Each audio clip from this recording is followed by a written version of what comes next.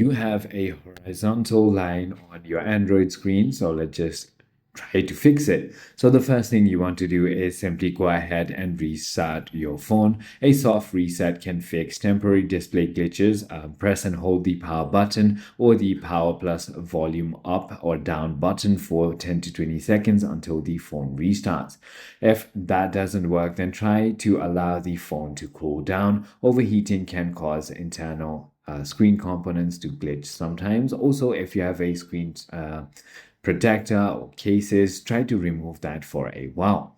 The other thing you want to go ahead and try to do is simply go ahead and open your settings and then look for system and then click on software update and then click on download and install and update right over here. Once you've done that, it should fix it. However, if it is a hardware problem, take it to your nearest Android store.